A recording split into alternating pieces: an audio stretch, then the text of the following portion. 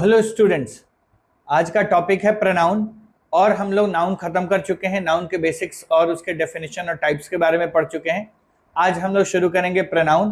Pronoun के बारे में जानेंगे कि प्रोनाउन होता क्या है, प्रोनाउन के डेफिनेशंस और टाइप्स के बारे में जानेंगे ताकि आपका बेसिक लेवल का प्रोनाउन कंप्लीट हो सके। तो आइए सबसे पहले जानते हैं प्रोनाउन क्या होता है। देखिए, सबसे पहली चीज हम लोगों ने बचपन से परिभाषाओं में पढ़ा है, संज्ञा के बदले आने वाले शब्द को सर्वनाम कहते हैं, यानी noun is the word that is used in place of a noun. Sorry, pronoun is a word that is used in place of a noun.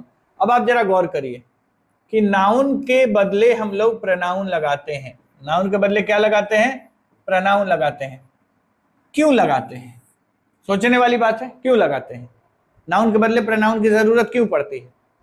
तो नाउन के बदले प्रोनाउन की जरूरत इसलिए पड़ती है क्योंकि सेंटेंस में अगर हम बार बार नाउन को रिपीट करते हैं तो सेंटेंस बड़ा, कॉम्प्लेक्स और कई बार मीनिंग समझने में भी दिक्कत हो जाता है। ठीक है, यानी बड़ा वाक्य हो जाता है, कॉम्प्लेक्स हो जाता है और कई बार मीनिंगफुल नहीं लगता है या बहुत कठिन हो जाता है। जैसे मान लीजिए मैं आपके सामने एक सेंटेंस लिखता हूं,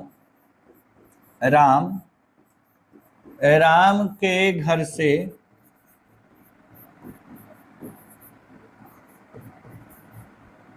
राम के दोस्त के साथ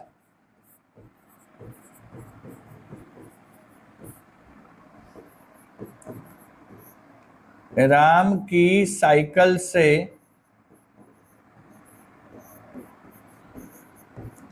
राम के विद्यालय पढ़ने गया। अब जरा गौर करिए, मैंने यहां पर राम शब्द का प्रयोग कई बार किया, 1, 2, 3, 4, 5 और 5। ठीक है, अब जरा गौर करिए, इस सेंटेंस में पहला तो कंफ्यूजन यह है कि क्या एक ही राम है या एक से ज्यादा राम है। अगर एक राम भी है तो भी सेंटेंस आप देख सकते हैं कि किस तरीके का लग रहा है ऐसा जैसे इसमें एक से ज्यादा राम है। और अगर एक से ज्यादा राम है तो कैसे पता चलेगा कौन कौन सा राम है? समझ में आई बात? तो इसलिए हम लोग नाउन को बार बार रिपीट नहीं करते हैं। सेंटेंस में नाउन को रिपीट करने से बेहतर होता है उसके बदले कुछ ऐसे शब्दों का प्रयोग किया जाए जो अर्थ को भी वही रखे, अर्थ भी ना बदले और सेंटेंस भी सुंदर और अर्थपूर्ण लगे। अगर मैं इसी वाक्य की जगह मैं लिखूं, राम अपने घर से अपने दोस्त के साथ अपनी साइकिल लेकर अपने विद्यालय गया, तो बताइए सेंटेंस अच्छा लग रहा है कि खराब? उम्मीद करते हैं आपको अच्छा लग रहा होगा, ज्यादा अच्छे से समझ में आ रहा होगा। तो कई बार आपको ऐसे सेंटेंसेस मिलते हैं जिसमें नाउन्स रिपीट होने की वजह से सेंटेंस मीनिंगफुल नहीं लगता है या इतना कॉम्प्लेक्स लगता है कि आप कंफ्यूजन में पड़ जाते हैं। अच्छा, ये आपने एक एग्जांपल देखा, इसके अलावा भी एक एग्जांपल मैं दिखा सकता हूं आप लोगों को। देखिए,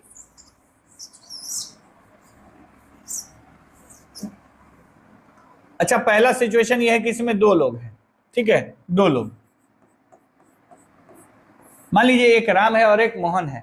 मान लो मैंने कहा राम ने मोहन की मदद की, राम ने मोहन की मदद की और मोहन ने राम की मदद की। अच्छा, थोड़ा सा बड़ा इस वाक्य को हम लोग और कर देते हैं। यहां पर मैं एक वाक्य और जोड़ देता हूं, राम और मोहन दोस्त हैं। ठीक है, एक वाक्य हो गया, राम और मोहन दोस्त हैं।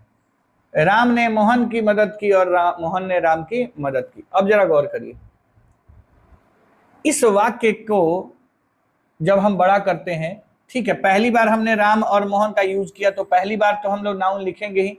बिना नाउन लिखे ये पता कैसे चलेगा कि प्रोनाउन जो हमने यूज किया है किस नाउन के बदले प्रयोग किया है? क्योंकि परिभाषा कहती है कि संज्ञा के बदले आने वाले शब्द को सर्वनाम कहते हैं। तो सबसे पहले पता चले कि कौन सी संज्ञा पहले आई थी, यानी कौन सा नाउन पहले आया था और कब कौन सा सर्वनाम यानी कौन सा प्रोनाउन उस नाउन के बदले प्रयोग किया गया। अगर हम इसको ध्यान से देखें, इसको इंग्लिश में अगर हम लिखें तो ऐसे होगा, Ram and Mohan are friends. Ram and Mohan are friends, Ram और मोहन दोस्त हैं। अगर मैं इसको कंटिन्यू लिखूं तो राम ने मोहन की मदद की, राम हेल्प्ड मोहन, और मोहन ने राम की मदद की, एंड मोहन हेल्प्ड राम। अब एक बात समझिए, ये जो वाक्य आप देख रहे हैं, राम और मोहन दोस्त हैं, ठीक है, ये तो पहला वाक्य है, सेंटेंस में पहली बार राम और मोहन यानी दो नाउन्स यूज किए गए। राम हेल्प्ड मोहन, राम ने मोहन की मदद की, एंड मोहन हेल्प्ड राम, इसमें हमने नाउन को रिपीट किया है। क्या हम इसको ऐसे नहीं लिख सकते थे? इसके बदले दोनों ने एक दूसरे की मदद की, दोनों ने एक दूसरे की मदद की। अगर मैं ये लिख देता तो मुझे इतना बड़ा वाक्य लिखने की जरूरत नहीं पड़ती। राम और मोहन दोस्त हैं, दोनों ने एक दूसरे की मदद की। अब जैसे ही हमने दोनों ने एक दूसरे की मदद की, तो दोनों का मतलब कौन? राम और मोहन, और एक दूसरे की मतलब राम ने मोहन की और मोहन ने राम की मदद की। तो इतना बड़ा जो वाक्य है वो इस छोटे वाक्य में समाहित हो जाएगा और सेंटेंस भी मीनिंगफुल लगेगा। अगर मैं इसको ऐसे लिखता, इसके बदले मैं लिखता both helped each other, both help each other, तो बोथ भी प्रोनाउन है और ईच अदर भी प्रोनाउन है। आप सोचिए, Ram helped Mohan and Mohan helped Ram के बदले हमने एक छोटा सा वाक्य लिख दिया और यहां से इसको कनेक्ट कर दिया कि Ram and Mohan are friends, both helped each other, और सेंटेंस काफी बेहतर लगने लगा, छोटा भी हो गया और मीनिंगफुल भी हो गया और अच्छे से समझ में भी आ रहा है। तो आप एक बात जरा गौर करिए कि प्रोनाउन का यूज क्यों हो रहा है। प्रोनाउन का यूज हो रहा है, पहली बात कि जो नाउन रिपीट हो रहा है उसको रिपीट ना होने दे, और दूसरा सेंटेंस को कम कॉम्प्लेक्स यानी सिंपल बना के रखे, मीनिंगफुल बना के रखे। अच्छा सोचिए, यहां पर तो सिर्फ दो लोग थे, राम और मोहन। अगर मैं यहां लिख एक दो लोगों को और जोड़ देता, जरा सोच लीजिए थोड़ी देर के लिए, मैं यहां पर जोड़ देता राम, मोहन, रमेश और श्याम दोस्त हैं। अब सपोज करिए राम, मोहन, रमेश और श्याम दोस्त हैं।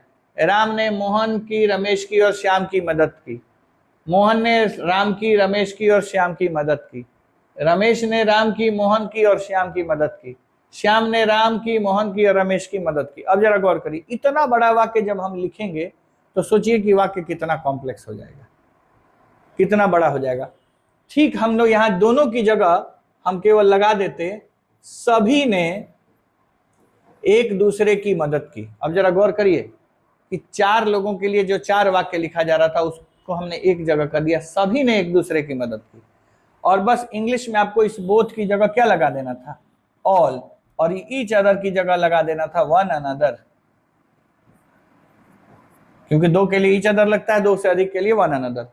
All helped one another. अब जरा गौर करिए तो Ram, Mohan, Ramesh and Shyam are friends, यहां पर बस राम, मोहन, राम एंड मोहन की जगह सेंटेंस क्या हो जाता है? Ram, Mohan, Ramesh and Shyam are friends, all helped one another. तो आप जरा गौर करिए तो सेंटेंस कितना छोटा और कितना आसान और कितना अच्छा हो गया। तो प्रोनाउन के यूज के पहले या प्रोनाउन के यूज के दौरान हमें ये बात समझनी होगी कि जो प्रोनाउन होता है वो नाउन को सिर्फ रिप्लेस ही नहीं करता, नाउन के बदले ही प्रयोग नहीं होता, सेंटेंस को बहुत सुंदर, आसान, समझने लायक बना देता है। ठीक है, तो अगर आप प्रोनाउन की परिभाषा जानना चाहेंगे तो क्या होगा? प्रोनाउन की परिभाषा क्या होगी? Pronoun is a word that is used in place of a noun to stop its repetition and make the sentence more meaningful. ठीक है, ठीक है, मोर मीनिंगफुल वाला अगर सेक्शन हम हटा भी दें तो हमारा जो पहला दो लाइन था कि प्रोनाउन एक ऐसा शब्द है जो नाउन के बदले प्रयोग किया जाता है ताकि उस नाउन को रिपीट होने से रोका जा सके। बस इतना ही इसका क्या होगा? डेफिनेशन होगा। ठीक है, तो अभी मैंने आप लोगों को प्रोनाउन समझाया कि नाउन के बदले प्रोनाउन आता है, क्यों आता है? टू स्टॉप द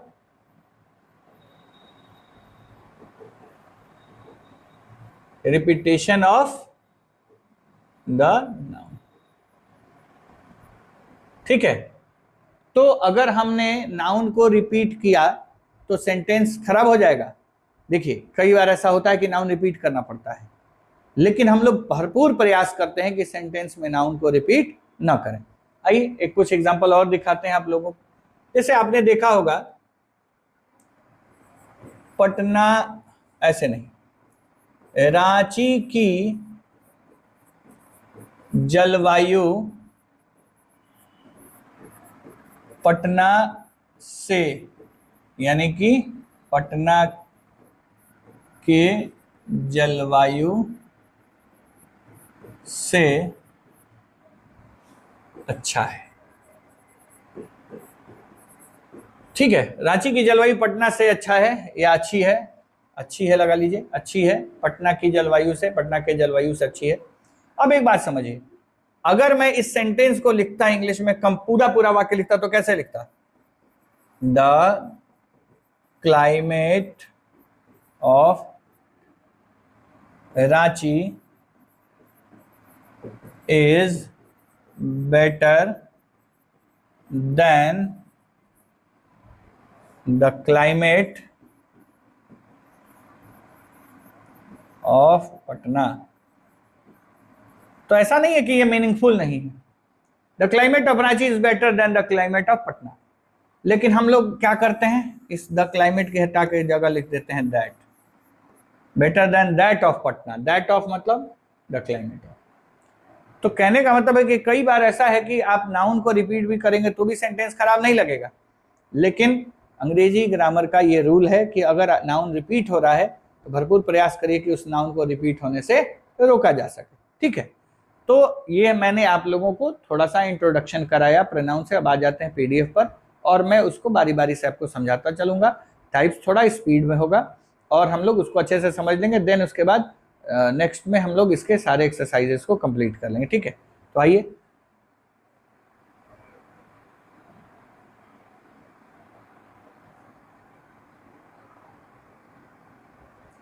चलिए,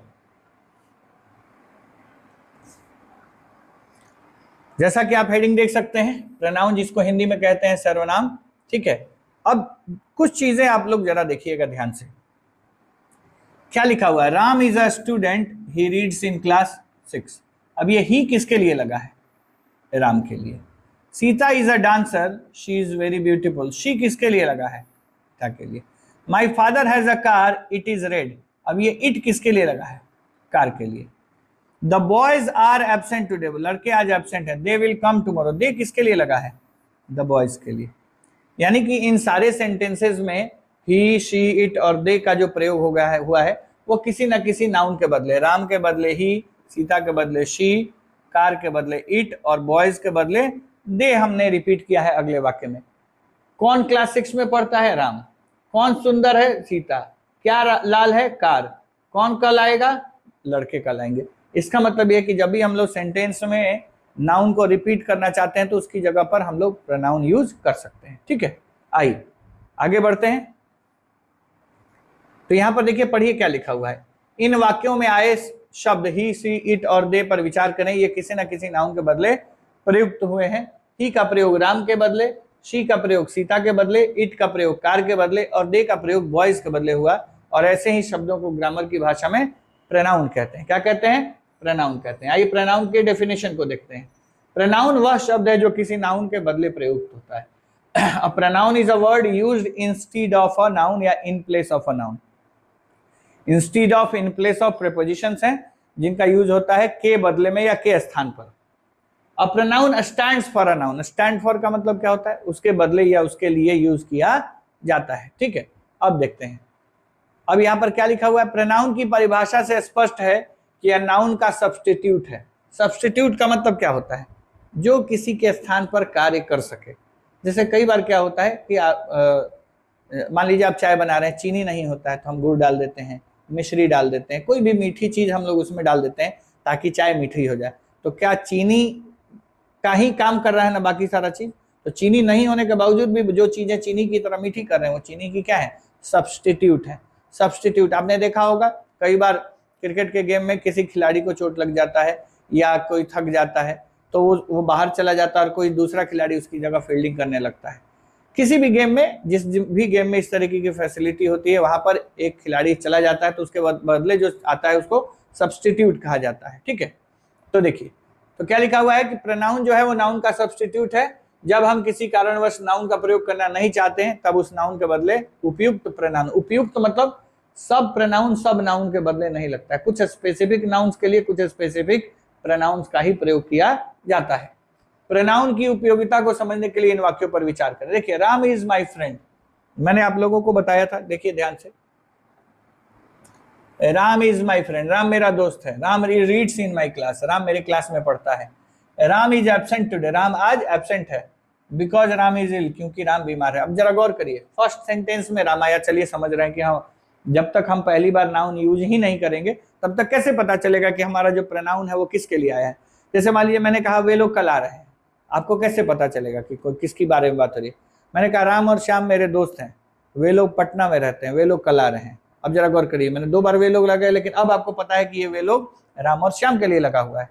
तो उसी तरीके से हम लोग पहली बार नाउन यूज करते हैं, लेकिन जब बार बार नाउन रिपीट होता है तो कोशिश करते हैं कि उसके बदले प्रोनाउन लगाया जाए। यहाँ राम नाउन का प्रयोग बार बार होने से संपूर्ण एक्सप्रेशन भद्दा सा लगता है।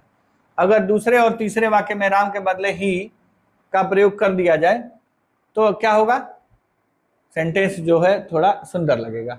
यानी Ram is my friend, he reads in my class, he is absent today because he is ill. अब आप देख सकते हैं पहली बार तो राम आया है, लेकिन उसके बाद आपने ही को बार बार लिखा है, क्यों? क्योंकि राम को रिपीट नहीं करना था। ठीक है, तो इस प्रकार आपने ये सीखा कि प्रोनाउन हम किसे कहते हैं। तो प्रोनाउन उसे कहते हैं जो नाउन के बदले प्रयोग किया जाता है। अब हम लोग सीखेंगे कि प्रोनाउन कितने टाइप के होते हैं, हर टाइप में कौन कौन से वर्ड होते हैं जो कि प्रोनाउन का काम करते हैं। और एक बात ध्यान रखिएगा, प्रोनाउंस की संख्या सीमित है। ठीक है, अनलिमिटेड वर्ड्स नहीं है नाउन वर्ब की तरह। नाउन और वर्ब बहुत सारे शब्द हो सकते हैं, लेकिन प्रोनाउंस की संख्या सीमित है। तो आइए हम लोग देखते हैं उसको, टाइप्स के में आधार पर हम लोग पढ़ रहे हैं। ठीक है, kinds of pronoun. Kinds of pronoun में आप ये पढ़ेंगे कि कौन कौन सा प्रोनाउन, मतलब प्रोनाउन के कितने प्रकार होते हैं। ठीक है, सबसे पहले आप देख रहे हैं पर्सनल प्रोनाउन, जिसको पुरुषवाचक सर्वनाम या निजवाचक सर्वनाम भी कहते हैं। पर्सनल का मतलब क्या? जो शब्द किसी व्यक्ति या वस्तु के लिए पर्सनली उसी के लिए प्रयोग किया जाए। जैसे मैं अपने लिए आई लगाऊंगा, आपके लिए यू लगाऊंगा, इस पेन के लिए इट लगाऊंगा। ठीक है, यानी जब किसी लड़के के लिए डायरेक्टली अगर उसी की बात करूंगा तो ही लगाऊंगा, लड़की के लिए शी लगाऊंगा, एक से ज्यादा लोग होंगे तो दे लगाऊंगा, मेरे साथ अगर कुछ लोग और होते तो मैं वी लगाता। इसका मतलब यह है कि जब भी किसी सेंटेंस में प्रोनाउन यूज होता है और वो प्रोनाउन किसी व्यक्ति या वस्तु के लिए सीधे तौर पर उसी के लिए प्रयोग किया जाता है तो उसे पर्सनल प्रोनाउन कहते हैं। यानी पर्सनली यूज किए जाने वाले प्रोनाउन को पर्सनल प्रोनाउन कहते हैं।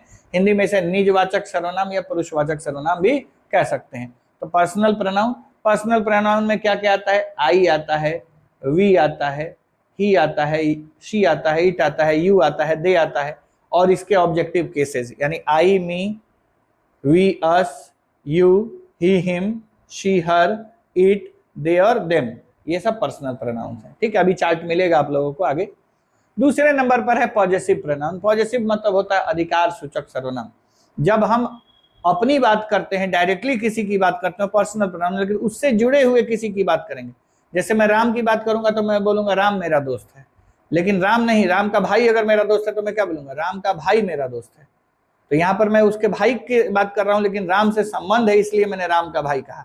उसी तरीके से मैं कहूंगा तो मेरे बारे में, स्वयं के बारे में बात होगी, लेकिन मैं कहूंगा मेरा, तुम्हारा, हमारा, तो उस समय डायरेक्टली मेरे बारे में बात नहीं हो रही है, मेरे से जुड़े हुए चीज के बारे में बात हो रही है। डायरेक्टली तुम्हारे बारे में बात नहीं है, तुम्हारे बात से जुड़े हुए चीजों के बारे में बात हो रही है। आइए हम लोग आगे बढ़ते हैं, ध्यान से देखिए। पॉजेसिव प्रोनाउन के बाद होता है रिफ्लेक्सिव प्रोनाउन। रिफ्लेक्शन क्या होता है? जब आप देखते हैं कि किसी चीज के ऊपर अगर कोई प्रकाश यानी लाइट पड़ता है तो लाइट वहां से रिफ्लेक्ट होकर हमारी आंखों पर पड़ता है तो वो चीजें दिखाई देती हैं। रिफ्लेक्शन को हिंदी में कहते हैं परावर्तन। तो इसका प्रोनाउन से क्या लेना देना है? अच्छा एक बात सोचिए, मैं आपको पढ़ा रहा हूं तो पढ़ाने वाला मैं हो गया, पढ़ने वाले आप लोग हो गए। लेकिन अगर मैं खुद को ही पढ़ा रहा हूं, यानी पढ़ा भी मैं ही रहा हूं और पढ़ भी मैं ही रहा हूं, तो सब्जेक्ट भी मैं हो गया और ऑब्जेक्ट भी मैं हो गया। उसी तरीके से अगर मैं किसी और को देखूंगा सामने खड़े होकर, तो देखने वाला मैं हूं, दिखने वाले वे लोग हैं। लेकिन अगर मैं अपने सामने आईना लगा दूं और आईने के सामने खड़ा हो जाऊं, तो देखने वाला भी मैं होऊंगा और दिखने वाला भी मैं ही होऊंगा। तो जब सब्जेक्ट ही ऑब्जेक्ट भी हो, यानी सब्जेक्ट जो व्यक्ति है वही व्यक्ति ऑब्जेक्ट भी है, तो ऑब्जेक्ट की जगह पर जो प्रोनाउन प्रयोग होता है उसे रिफ्लेक्सिव प्रोनाउन कहते हैं, क्योंकि वो सब्जेक्ट का रिफ्लेक्शन होता है। ठीक है, आइए आगे बढ़ते हैं। रिफ्लेक्सिव प्रोनाउन के बाद इंफैटिक प्रोनाउन आता है। देखिए, देखने में रिफ्लेक्सिव और इंफैटिक दोनों ही प्रोनाउन बिल्कुल एक जैसे होते हैं, बस यूज में थोड़ा सा डिफरेंस होता है इसकी वजह। जैसे मान लीजिए मैंने कहा my self, my self reflexive भी है और इंफैटिक भी है। अगर मैं कहूंगा मैं स्वयं को पढ़ाता हूं, आई टीच माई सेल्फ, मैंने स्वयं को आईने में देखा, I saw my self in the mirror. लेकिन अगर मैं कहूंगा मैंने स्वयं ही ये काम किया है, आई माई सेल्फ डिड दिस, मैंने ही उसे बुलाया था, आई माई सेल्फ कॉल्ड हिम। ठीक है, तो जब आप मैंने ही, स्वयं ही जैसे शब्द, खुद ही का शब्द जैसे शब्दों का प्रयोग करते हैं तो वो इंफैटिक बन जाता है। लेकिन स्वयं को, खुद को, तब वो रिफ्लेक्सिव बन जाता है। तो एक ही चीज रिफ्लेक्सिव और इंफैटिक दोनों होते हैं। चलिए आगे देखते हैं। डेमोन्स्ट्रेटिव। डेमोन्स्ट्रेटिव, डेमोन्स्ट्रेट करने का मतलब क्या होता है? इशारा करना, यह, वह, ये सब, वे सब। तो डेमोन्स्ट्रेटिव प्रोनाउंस में वो सारे शब्द आते हैं जो इशारा करने के लिए, प्रदर्शित करने के लिए प्रयोग किए जाते हैं। Indefinite pronoun. इनडेफिनिट शब्द का अर्थ क्या होता है? अनिश्चित। जब किसी प्रोनाउन का प्रयोग किसी अनिश्चित व्यक्ति या वस्तु के लिए, जिससे ना उस व्यक्ति या वस्तु की पहचान पता चले, ना उसकी एग्जैक्ट संख्या या मात्रा पता चले, तो ऐसे प्रोनाउंस को हम लोग इनडेफिनिट प्रोनाउन कहते हैं। कायदे से पहचान, जैसे मान लीजिए सब लोग चले गए, आप बता सकते हैं इस सब लोग में कौन कौन है? दोनों आए हैं, दोनों में कौन है आपको पता चला? प्रत्येक व्यक्ति को बुला लीजिए। तो जब भी आप इस तरीके के प्रोनाउंस यूज करते हैं, जैसे एवरीबॉडी, एवरीवन, एवरीथिंग, सम, ऑल, बोथ, नन, तो ये सब क्या होते हैं? ये इंडेफिनिट प्रोनाउंस होते हैं, क्योंकि इससे किसी व्यक्ति के खास पहचान की पता नहीं चलता। नेक्स्ट है डिस्ट्रीब्यूटिव प्रोनाउन। डिस्ट्रीब्यूटिव प्रोनाउन का मतलब क्या होता है? जो डिस्ट्रीब्यूट करे, वितरण करे, जिसमें हम लोग एवरीवन, ठीक है, ऐसे हम लोग देखा है तो प्रोनाउन के रूप में 3 होते हैं, ईच, आइदर, नाइदर। लेकिन जब आप एडजेक्टिव में जाएंगे, इनमें से कुछ टाइप ऐसे भी आपको मिलेंगे जो एडजेक्टिव का भी काम करते हैं, बशर्ते प्रोनाउन और एडजेक्टिव में एक बहुत बारीक सा फर्क है कि एडजेक्टिव के बगल में नाउन आता है और प्रोनाउन के बगल में नाउन नहीं आता। प्रोनाउन हमेशा अकेले आता है, क्योंकि वो नाउन के बदले आता है। तो सेम शब्द अगर दोनों का काम करता होगा, तो अगर अकेले होगा तो प्रोनाउन कहलाएगा, अगर उसके बगल में नाउन लगा होगा तो एडजेक्टिव कहलाएगा, लेकिन टाइप सेम आएगा। जैसे मान लीजिए मैंने कहा ईच, तो ईच एक प्रोनाउन है, लेकिन मैंने कहा ईच बॉय, ईच गर्ल, यहाँ पर ईच एडजेक्टिव है, लेकिन दोनों का टाइप सेम है, डिस्ट्रीब्यूटिव। उसी तरीके से मैंने कहा दिस और this house, that, that book, तो जब अकेले था तो प्रोनाउन था, लेकिन उसके बगल में नाउन लग गया तो वो एडजेक्टिव बन गया, लेकिन टाइप दोनों का सेम था, डेमोन्स्ट्रेटिव। ठीक है, इसके बाद नंबर आता है रेसिप्रोकल, रिलेटिव और इंटरोगेटिव। रेसिप्रोकल प्रोनाउन का मतलब होता है पारस्परिक संबंध। अभी आपको मैंने एग्जांपल दिया था ईच अदर और वन अनदर का, यही 2 प्रोनाउंस रेसिप्रोकल प्रोनाउन कहते हैं। जैसे मैं तुम्हें देख रहा हूं, तुम मुझे देख रहे हो, मैं तुम्हें पढ़ा रहा हूं, तुम मुझे पढ़ा रहे हो, मैंने तुम्हारी मदद की, तुमने मेरी मदद की, मतलब म्यूचुअल। जस्ट लाइक जैसे सोशल मीडिया पर म्यूचुअल फ्रेंड्स होते हैं, तो म्यूचुअल कनेक्शन जब 2 लोगों के बीच में हो या 2 व्यक्तियों या वस्तुओं के बीच में हो, तो हम लोग उसको रेसिप्रोकल प्रोनाउन कहते हैं। मतलब उसके लिए जो हम प्रोनाउन यूज करेंगे वो रेसिप्रोकल प्रोनाउन कहलाएगा, जो सिर्फ 2 हैं, ईच अदर और वन अनदर। इसके बाद नंबर आता है रिलेटिव और इंटरोगेटिव प्रोनाउन के। देखिए, रिलेटिव प्रोनाउन का मतलब क्या होता है? जब हम किसी वाक्य में किसी एक नाउन के बारे में ही हम दूसरी सूचना दे रहे हैं, जैसे यही वो लड़का है, कौन सा लड़का? जिसने कल मेरी मदद की थी। तो मैंने बोला यही वो लड़का है और इस लड़के ने कल मेरी मदद की थी, तो मैंने सेंटेंस को 2 भाग में बांट दिया। अगर मैं इसको ऐसे लिखूं, यही वो लड़का है जिसने कल मेरी मदद की थी, या यही वो लड़का है जिसकी मैंने कल मदद की थी, यही वो लड़का है जिसकी कार कल चोरी हो गई थी। मतलब ये कि जब आप किसी वाक्य में ठीक पहले वाले वाक्य के में प्रयोग नाउन के बारे में ही एक्स्ट्रा इंफॉर्मेशन देते हैं और जो जिसने जिसे जैसे शब्दों का प्रयोग करते हैं, तो ये जो जिसने जैसे जिसे शब्द ही रिलेटिव प्रोनाउन कहलाते हैं, जिसको इंग्लिश में हु, हुम, व्हिच, व्हाट, हुज और दैट से डिनोट किया जाता है। तो रिलेटिव प्रोनाउन का मतलब हो गया ऐसे प्रोनाउन जो किसी नाउन या प्रोनाउन के बारे में ही एक्स्ट्रा इंफॉर्मेशन देने के लिए प्रयोग किए जाते हैं, उससे रिलेटेड इंफॉर्मेशन देने के लिए प्रयोग किए जाते हैं। और इंटेरोगेटिव प्रोनाउन, इंटेरोगेटिव शब्द का मतलब क्या होता है? प्रश्नवाचक। तो वैसे शब्द जिनका प्रयोग प्रश्न पूछने के लिए किया जाता हो वो इंटेरोगेटिव कहलाते हैं। क्या कहलाते हैं? इंटेरोगेटिव। लेकिन एक बात का आपको ध्यान रखना होगा कि सारे इंटेरोगेटिव वर्ड्स प्रोनाउन नहीं होते हैं, ये निर्भर करता है उनके उत्तर पर। अगर हमारे शब्द का यानी हमारे इंटेरोगेटिव वर्ड का उत्तर कोई नाउन या प्रोनाउन मिले तो हमारा वर्ड इंटेरोगेटिव प्रोनाउन कहलाएगा। लेकिन यही उसी शब्द का अगर उत्तर एडजेक्टिव मिले तो वो एडजेक्टिव बन जाता है। उसी शब्द का उत्तर अगर एडवर्ब मिले तो वो एडवर्ब बन जाता है। ये आप लोगों को इसका एक एग्जांपल मैं दिखाता हूं। जैसे मान लीजिए मैंने कहा व्हाट इज दिस, यह क्या है? मैंने कहा this is a pen, this is a pen, यह एक कलम है। अब बताइए मुझे इस व्हाट का आंसर क्या है? पेन। पेन क्या है? नाउन है, ठीक है। तो इस जब क्वेश्चन वर्ड का आंसर कोई नाउन या प्रोनाउन होगा तो क्वेश्चन वर्ड प्रोनाउन कहलाएगा, ठीक। अगर मैं कहूं इसको थोड़ी देर के लिए चेंज कर दूं और मैंने कहा व्हाट कलर इज दिस, यह किस रंग का है? मैंने कहा दिस इज रेड, यह लाल है। अब मुझे बताइए ये जो रेड आप शब्द देख रहे हैं ये क्या है? एडजेक्टिव है, क्योंकि ये इसकी खासियत बता रहा है। यानी इस WH वर्ड का आंसर क्या है? एक एडजेक्टिव है। तो जब WH वर्ड का आंसर एडजेक्टिव होगा तो यही WH वर्ड एडजेक्टिव कहलाएगा, इंटेरोगेटिव एडजेक्टिव। उसी तरीके से मान लीजिए मैंने वेयर या व्हेन से कोई सवाल पूछा, मैंने कहा where are you going, I am going to school. तो वेयर का आंसर क्या था? टू स्कूल, जो कि एक एडवर्ब है, एडवर्ब ऑफ प्लेस, ठीक है। When are you coming? I am coming tomorrow. तो व्हेन का आंसर क्या है? टुमारो। टुमारो जो कि क्या है? एडवर्ब ऑफ टाइम है। तो जब क्वेश्चन वर्ड का आंसर मिलेगा तो आंसर के पार्ट्स ऑफ स्पीच के अकॉर्डिंग क्वेश्चन वर्ड के पार्ट्स ऑफ स्पीच को डिसाइड किया जाता है। आंसर एडवर्ब है तो क्वेश्चन वर्ड एडवर्ब है यानी इंटेरोगेटिव एडवर्ब। आंसर अगर एडजेक्टिव है तो क्वेश्चन वर्ड एडजेक्टिव है यानी इंटेरोगेटिव एडजेक्टिव। और अगर आंसर कोई नाउन या प्रोनाउन है तो क्वेश्चन वर्ड इंटेरोगेटिव प्रोनाउन कहलाएगा, क्योंकि इंटेरोगेटिव नाउन नहीं होता है, नाउन के बदले प्रयोग किया जाता है, इसलिए बदले प्रयोग करने के चलते इसे प्रोनाउन कहते हैं। और क्वेश्चन पूछता है इसलिए इंटेरोगेटिव प्रोनाउन कहते हैं। तो ये बात आप लोगों को याद रखना होगा कि इंटेरोगेटिव प्रोनाउन या इंटेरोगेटिव एडजेक्टिव या इंटेरोगेटिव एडवर्ब उसके आंसर पर निर्भर करते हैं, ठीक है। तो अभी हमने देखा कि प्रोनाउन के कितने टाइप होते हैं। आइए हम लोग एक बार देख लें कितने यहाँ पर टाइप हैं। एक देख सकते हैं आप लोग, 1 2 3 4 5 6 7 8 9 10, यानी personal pronoun, possessive pronoun, reflexive pronoun, एम्फैटिक pronoun, demonstrative pronoun, distributive pronoun, reciprocal pronoun, ठीक है। उसके बाद रिलेटिव प्रोनाउन, इंटरोगेटिव प्रोनाउन, ठीक है, और डिस्ट्रीब्यूटिव प्रोनाउन। तो इसका मतलब ये कि टोटल 10 प्रोनाउंस होते हैं, 10 टाइप के प्रोनाउंस होते हैं, ठीक है, जिसके बारे में हम लोग एक एक करके सीखेंगे।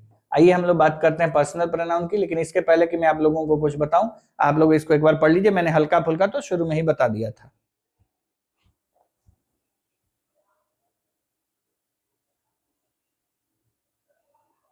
जैसा कि आप देख सकते हैं आपके सामने लिखा हुआ है कि I we you they, I we you he she it और दे को पर्सनल प्रोनाउन कहा जाता है। यानी I we you he she it and they are called personal pronoun. यहाँ पर पर्सनल प्रोनाउन का अर्थ है रिलेटिंग टू पर्सन, जैसे first person, second person, third person. Already मैंने आप लोगों को नाउन के लास्ट में मैंने नंबर, पर्सन, जेंडर, केस पढ़ाया था और मैंने आप लोगों को बताया था बेसिकली पर्सन का जो रिलेशन है वो ज्यादातर प्रोनाउन से होता है। फर्स्ट पर्सन जो बोलता है, सेकंड पर्सन जिससे बोला जाता है और थर्ड पर्सन जिसके बारे में बोला जाता है। तो जब हम लोग पर्सनल प्रोनाउन यूज करेंगे यानी कि उसका कनेक्शन पर्सन से होगा, उसको आप फर्स्ट पर्सन, सेकंड पर्सन और थर्ड पर्सन में कैटेगराइज कर सकते हैं, ठीक है। तो यहाँ लिखा हुआ पढ़ लीजिए। यहाँ पर्सनल प्रोनाउन का अर्थ रिलेटिंग टू पर्सन यानी first person, second person, third person से है।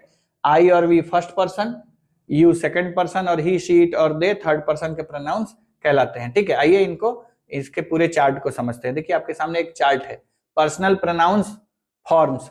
अच्छा देखिए यहाँ पर पर्सनल प्रोनाउन का नॉमिनेटिव केस, पॉजिटिव केस में ये पॉजिटिव एडजेक्टिव है, ये पॉजिटिव प्रोनाउन है, और ये ऑब्जेक्टिव केस है। तो ऑब्जेक्टिव केस और नॉमिनेटिव केस पर्सनल प्रोनाउन में गिने जाएंगे। ये आपका पॉजिटिव प्रोनाउन है, ठीक है, और ये आपका पॉजिटिव एडजेक्टिव है। इस चार्ट को अच्छे से देखिए ताकि आप लोगों को अच्छे से समझ में आ जाए।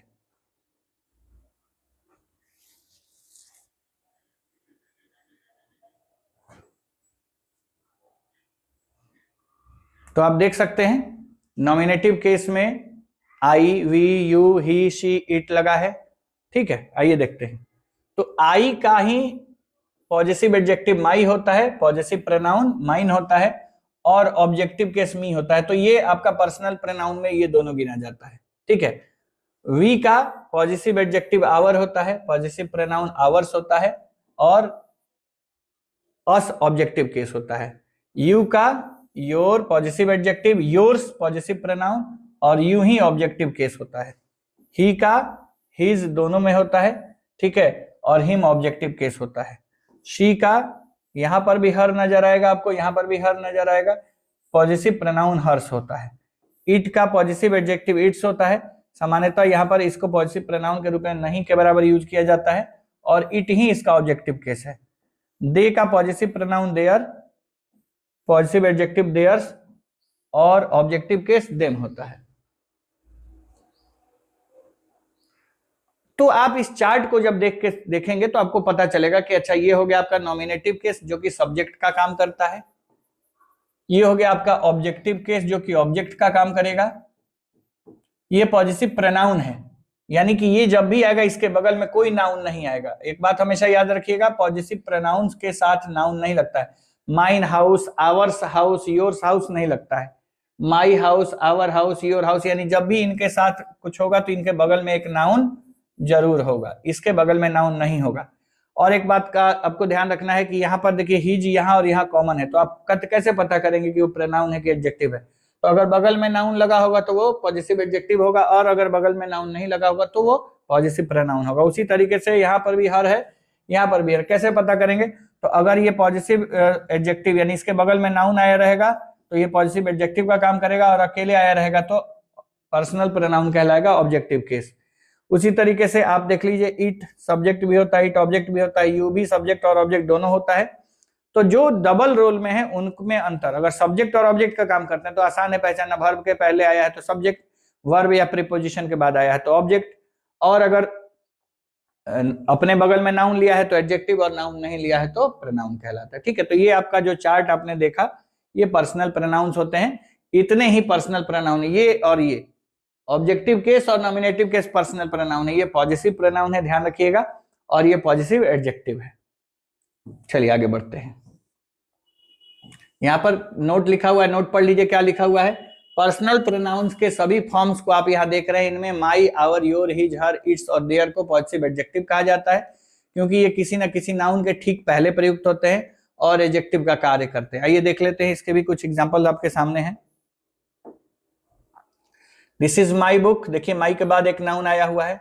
योर बुक्स, योर के बाद नाउन आया है। हर बुक, हर के बाद नाउन आया है, ठीक है। हिज फादर, हिज के बाद नाउन आया है। हर सिस्टर, हर के बाद नाउन आया है। इट्स लेग, इट्स के बाद नाउन आया है। यानी कि जब भी किसी पॉजिटिव एडजेक्टिव का प्रयोग होगा तो उसके बगल में नाउन जरूर होगा, बिना नाउन के इनका यूज नहीं होता, क्योंकि ये डिटरमाइनर की कैटेगरी में गिने जाते हैं और डिटरमाइनर का यूज हमेशा नाउन के पहले किया जाता है, ठीक है।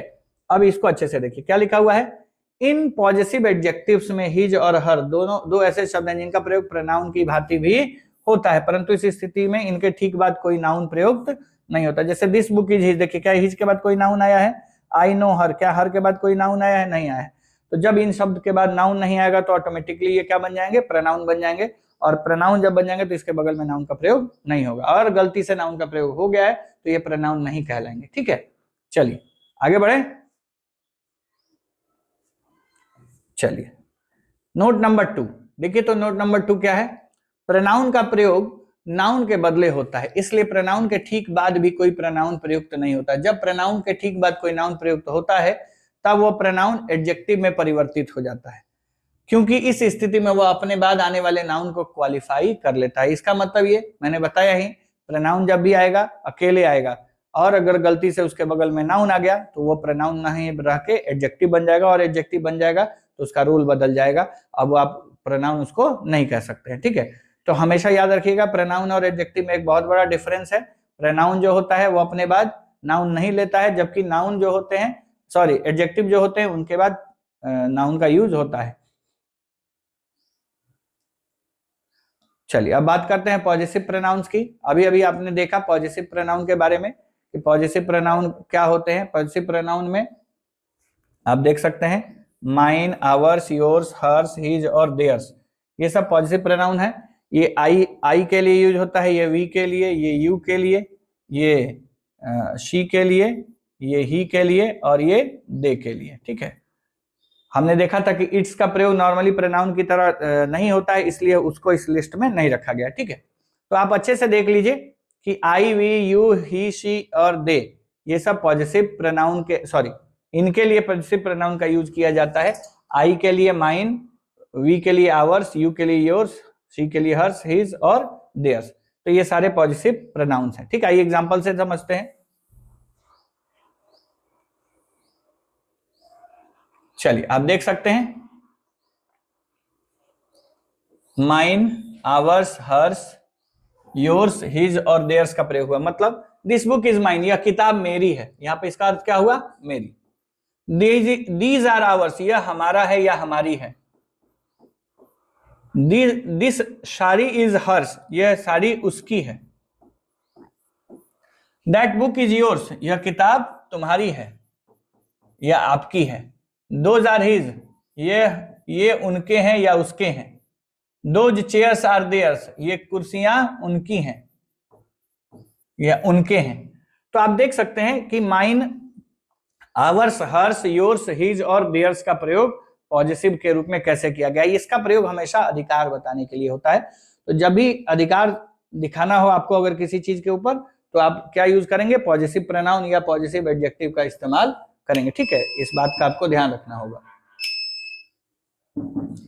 चलिए हम लोग फाइनली नोट पर आज खत्म करते हैं इसको। इसके बाद बाकी बचे प्रोनाउंस में आप लोगों को अगले पार्ट में बताऊंगा, देन उसके बाद मैं इसकी प्रैक्टिस कराऊंगा। तो पर्सनल प्रोनाउन और पर्सनल प्रोनाउन के बाद पॉजिटिव की बात होगी। ठीक है, पॉजिटिव हम लोग पढ़ रहे हैं, कह रहे इनमें सिर्फ हिज ही एक ऐसा शब्द है जो प्रोनाउन भी होता है और एडजेक्टिव भी होता है।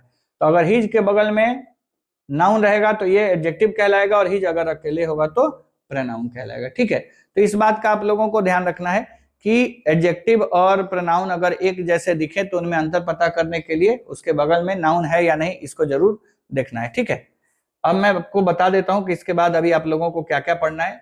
रिफ्लेक्सिव पढ़ना है और इम्फेटिक पढ़ना है। ठीक है, तो सारे प्रोनाउंस में बारी बारी से आप लोगों को पढ़ाऊंगा, रिफ्लेक्सिव प्रोनाउन, इम्फेटिक प्रोनाउन।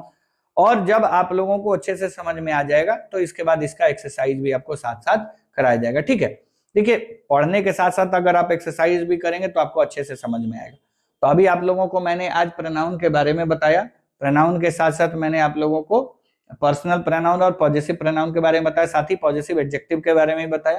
तो नेक्स्ट में हम लोग reflexive pronoun, emphatic pronoun, distributive, जितने भी टाइप्स के प्रोनाउन बचे हैं वो नेक्स्ट वीडियो में कंप्लीट कर लिए जाएंगे। और उसके बाद एक वीडियो में मैं आप लोगों को इसके सारे एक्सरसाइज कंप्लीट करा दूंगा, जिससे कि आप लोगों की प्रैक्टिस हो जाएगी। तो नाउन चूंकि लंबा इसलिए हुआ क्योंकि मैंने नाउन में नंबर, पर्सन, जेंडर, केस भी ऐड किया था, अदरवाइज नाउन भी 3 से 4 वीडियो में खत्म हो चुका होता। तो अभी हम लोग बेसिक चल रहा है, अभी हमने यूजेज ऑफ नाउन के बारे में नहीं पढ़ा, यूजेज ऑफ प्रोनाउन के बारे में नहीं पढ़ा, हम लोग बस हल्का फुल्का जानकारी ले रहे हैं कि आपको पार्ट्स ऑफ स्पीच पहचानने में दिक्कत ना हो। ठीक है, तो आज के लिए इतना ही, थैंक यू।